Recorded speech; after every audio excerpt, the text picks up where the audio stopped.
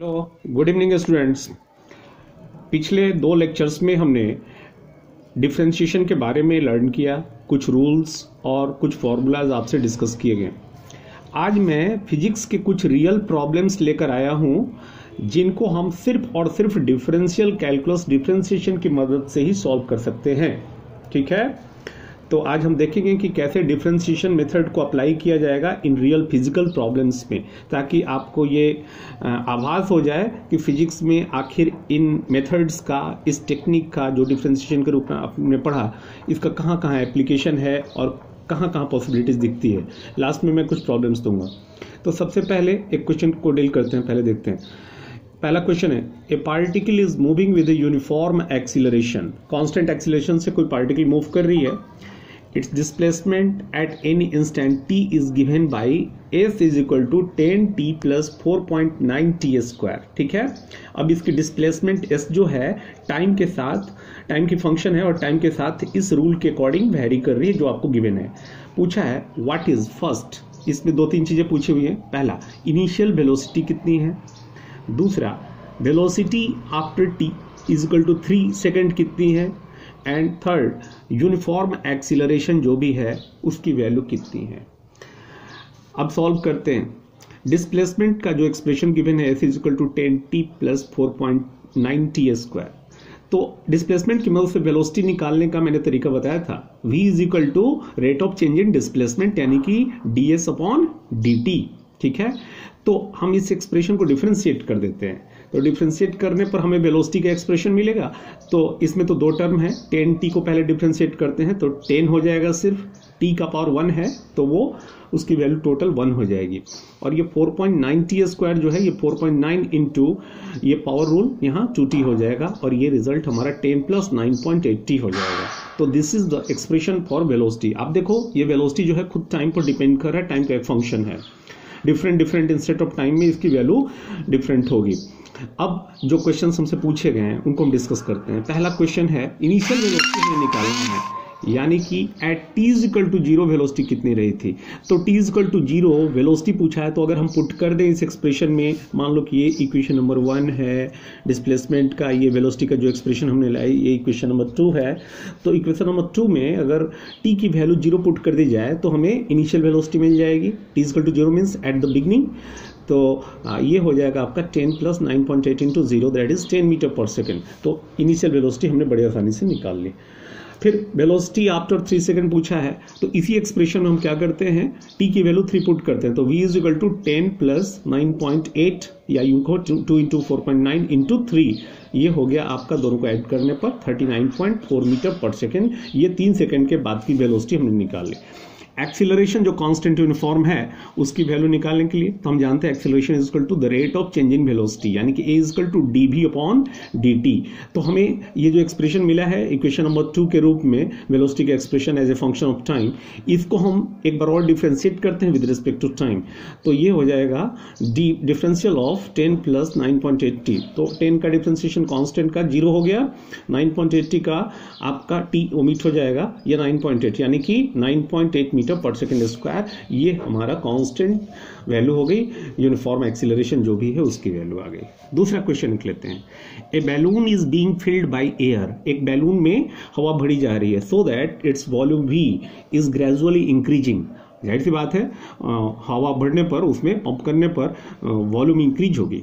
तो find the rate of increase of volume with radius r when r is equal to 2 units। अब इसकी जो volume increase होगी, जाहिर सी बात है इसकी रेडियस भी बढ़ेगी।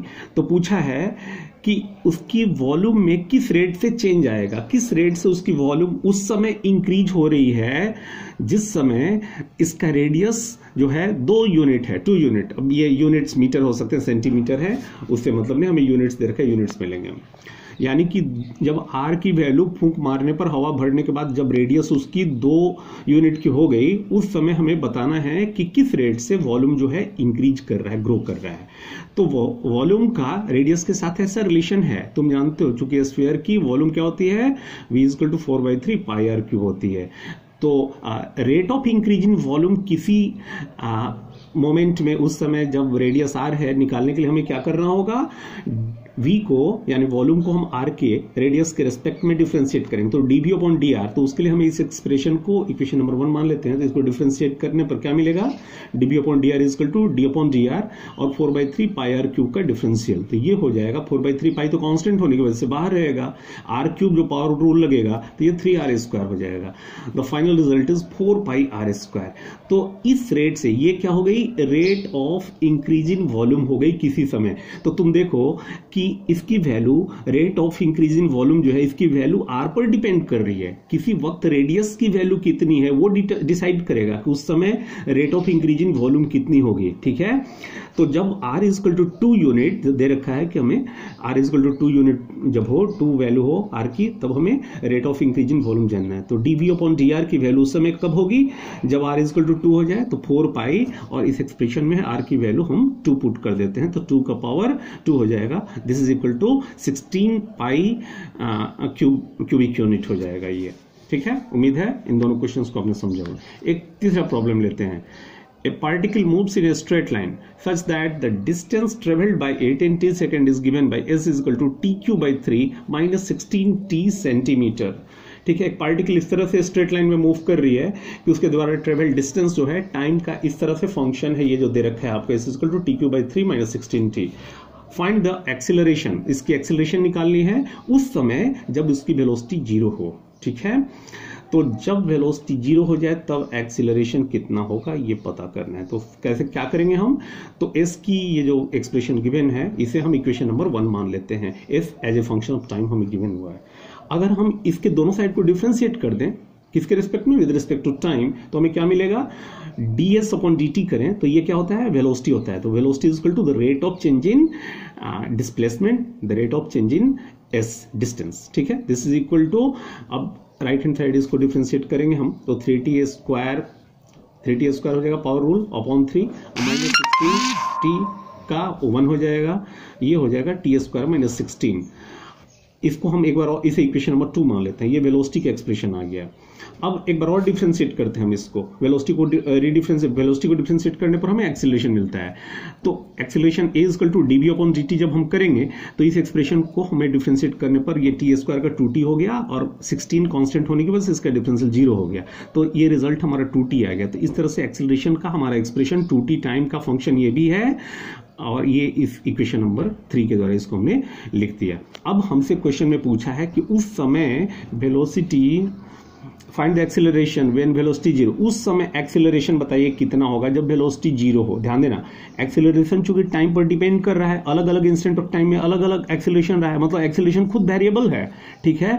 तो पूछा है कि उस समय कितनी एक्सेलरेशन थी जिस समय वेलोसिटी 0 है। तो वेलोसिटी का तो एक्सप्रेशन हमारा टी स्क्वायर माइनस 16 आया है, तो इसको हम जब 0 करेंगे तो वहां से हमें वो समय पता चल जाएगा जब वेलोसिटी 0 हुई होगी, और उस समय फिर उस टी की उस वैल्यू को निकाल करके एक्सेलरेशन की एक्सप्रेशन में हम पुट करेंगे तो हमें एक्सेलरेशन मिलेगा। तो सबसे पहले मालूम करते हैं कि वेलोसिटी कब 0 रही होगी, यानी टी स्क्वायर माइनस 16 कब 0 रहा था।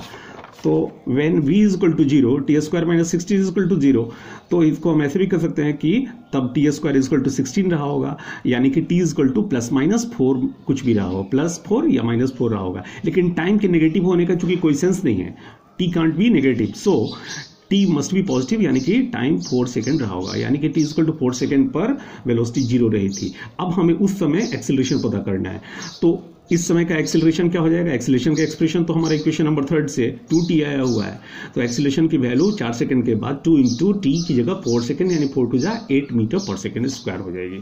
क्लियर है। एक चौथा प्रॉब्लम लेते हैं।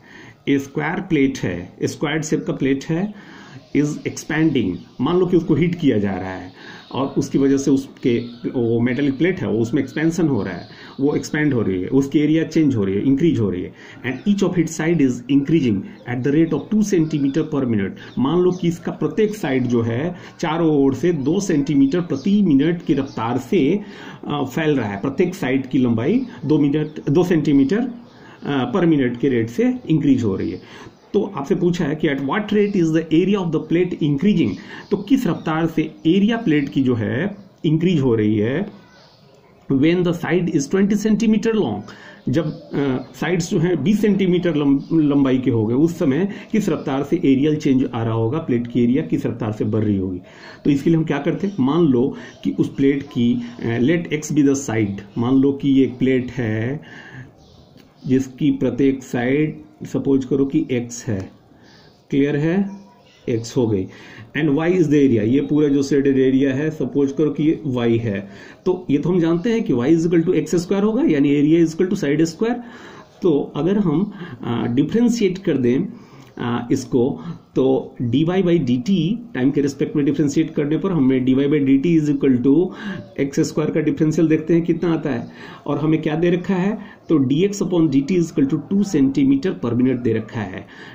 dx अपॉन डी टी का मतलब क्या, साइड्स जिस रफ्तार से चेंज हो रहे हैं विद रिस्पेक्ट टू टाइम, तो पर मिनट साइड में कितना चेंज आ रहा है, 2 सेंटीमीटर पर मिनट के हिसाब से। तो dx बटा dt आपको दे रखा है, और आपसे पूछा है कि dy बाई डी टी यानी कि rate of increase in area क्या होगी, dy बाई डी टी हमसे पूछा हुआ है उस समय जब x की वैल्यू, यानी जब साइड की वैल्यू ये जो है ये 20 सेंटीमीटर की प्रत्येक साइड हो जाती है। तो अगर हम डिफरेंशिएट कर दें इस equation number 1 y equal to x square को विद रिस्पेक्ट टू टाइम, ठीक है, तो dy बाई डी टी इसको मैं लिखना पड़ेगा dy upon D T is equal to x square, power rule लगा दीजिए, 2x into d x upon D t, this is equal to 2x into dx upon dt तो आपको given है 2 centimetre पर मिनट, तो 2 पुट कर दीजिए, तो ये हो जाएगा आपका 2 इंटू 2 दैट इज 4x, ठीक है, 4x हो जाएगा। तो dy बाई डी टी की वैल्यू 4x हो जाएगी। आप देख रहे हो कि ये x की फंक्शन है, किसी समय किसी वक्त साइड की लेंथ कितनी है उस पर ये डिपेंड कर रहा है। तो जिस समय x की वैल्यू 20 सेंटीमीटर की हो जाएगी तो साफ है कि dy बाई डी टी उस समय कितनी होगी, 4 इंटू एक्स यानी कि 4 into 20 that is 80 square centimetre पर मिनट की रफ्तार से उस समय एरिया चेंज हो रही होगी पर मिनट, जिस समय प्रत्येक साइड लेंथ जो है आपके 20 सेंटीमीटर की हो जाएंगे। तो area of the plate is increasing at the rate of 80 square centimetre पर minute when the side is of 20 centimetre length. एक लास्ट प्रॉब्लम देखते हैं। ए पार्टिकल स्टार्ट्स रोटेटिंग, एक पार्टिकल जो है रोटेट कर रही है, रेस्ट से स्टार्ट होकर के रोटेट कर रही है किसी सर्कुलर पाथ पर, according to the relation theta is equal to 3t³ upon 20 minus t square upon 3, where theta is in radian, ठीक है, and t is in second. तो हमें पता करना है find the angular velocity omega and angular acceleration alpha at the end of 5 second. तो हमसे पूछा है कि अगर थीटा की वैल्यू, कोई पार्टिकल अगर सर्कुलर मोशन में है, ठीक है, मान लो एक पार्टिकल सर्कुलर मोशन में है और इसके कारण इसकी थीटा वैल्यू में जो चेंज आ रहा है, ये से बी तक आ गया और इसकी थीटा बदल रही है, जाहिर सी बात है, और अगर इसकी थीटा जो है इस तरह से चेंज हो रही है कि ओमेगा की वैल्यू जो है, ओमेगा जिसको हम एंगुलर वेलोसिटी कहते हैं, वो कांस्टेंट नहीं है। ओमेगा समझो क्या होता है, ओमेगा जो होता है ये D theta by d T कहलाता है, यानी कि rate of change in angular displacement कहलाता है। जैसे dx upon D T linear velocity भी होता है, वैसे ही अगर कोई रिवॉल्विंग पार्टिकल जो है वो 1 सेकेंड में जितना एंगल सेंटर पर बनाती है रिवॉल्व करते हुए सर्कमफेरेंस पर, सर्कुलर पाथ पर 1 सेकेंड में जितना एंगल सेंटर पर बनाएगी, तो मान लो कि डी थीटा एंगल बनाती है dt सेकेंड में, तो 1 सेकेंड में कितना एंगल बनाएगी, D theta upon D T का एंगल बनाएगी। तो ओमेगा की वैल्यू कितनी हो जाएगी, डी थीटा रेडियन पर सेकेंड हो जाएगी। ये एंगुलर वेलोसिटी का एक्सप्रेशन है, ठीक है। अच्छा, और पार्टिकल इस तरह से रिवॉल्व कर रही है कि वो एंगुलरली एक्सिलरेट भी हो रही है, यानी कि इसकी एंगुलर वेलोसिटी भी जो है ये with respect to time vary कर रही है। तो rate of change in linear velocity को जैसे हम लीनियर एक्सिलरेशन ए कहते हैं, ए इक्वल टू जैसे dv अपॉन dt कहलाता है, ठीक वैसे ही एंगुलर एक्सिलरेशन को हम अल्फा से डिनोट करते हैं और इसको हम ऐसे डिफाइन करते हैं, rate of change in angular velocity, the rate of change in angular velocity alpha कहलाता है। तो हमें जो कुछ निकालना है, हमें थीटा गिवन है as a function of time, हमें एंगुलर वेलोसिटी ओमेगा निकालना है, तो ओमेगा के लिए क्या करना होगा, d theta by d t करना होगा। तो इसको डिफ्रेंशिएट करते हैं तो ये हो जाएगा 3/20 तो रहेगा ही रहेगा, ये 3/20 यहाँ रहेगा, इनटू और टी क्यूब को डिफ्रेंशिएट करने पर 3t² आ जाएगा पावर रूल से, और माइनस ये 1/3 और ये टी स्क्वायर का ये 2t हो जाएगा। तो ये कैलकुलेशन करने पर ये आपका 9t² माइनस 2/3t हो गया। तो this is the expression for, ये मान लो कि डिस्प्लेसमेंट, एंगुलर डिस्प्लेसमेंट का एक्सप्रेशन है थीटा, इसको हमने with respect to time differentiate किया तो हमें एंगुलर वेलोसिटी का एक्सप्रेशन आ गया। और अब हमसे पूछा है कि आफ्टर 5 सेकेंड ओमेगा की वैल्यू कितनी होगी, यानी एंगुलर वेलोसिटी 5 सेकेंड के बाद कितनी हो जाएगी, जबकि t=0 पर वो 0 थी। तो क्या करेंगे, ये जो एक्सप्रेशन आया है हमारा ओमेगा का, जो कि as a function of time है, इसमें t की वैल्यू 5 पुट कर देंगे। तो एक्सप्रेशन क्या है, 9/20 इंटू टी स्क्वायर। तो t की वैल्यू 5 पुट करेंगे तो 5² that is 25 minus 2/3 into T की जगह हम 5 पुट कर देंगे। तो ये कैलकुलेशन करने पर आपका ये 475/60 जो कि फाइनली 7.92 रेडियन पर सेकेंड हो जाएगा। ठीक है, इस तरह से हमने एंगुलर वेलोसिटी निकाल ली आफ्टर 5 सेकेंड। अब लास्ट जो हमारा पूछा है एंगुलर एक्सीलरेशन, जिसको अल्फा से डिनोट करेंगे। तो what is angular acceleration, the rate of change in angular velocity, यानी कि d ओमेगा बाई dt।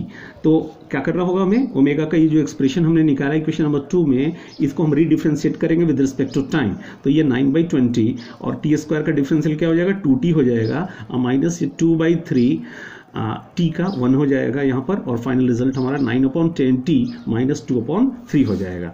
अब पूछा है हमसे कि आफ्टर t=5 सेकेंड एक्सीलरेशन कितना होगा। चूंकि तुम देखो एक्सीलरेशन अल्फा जिससे हम डिनोट करते हैं, ये अल्फा का सिंबल है, तो इसकी वैल्यू खुद टाइम पर डिपेंड कर रही है।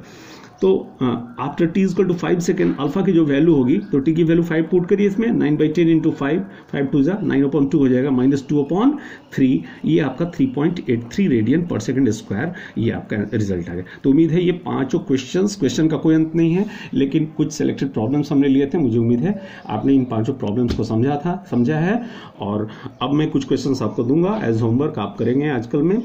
आज के लिए इतना ही, थैंक यू।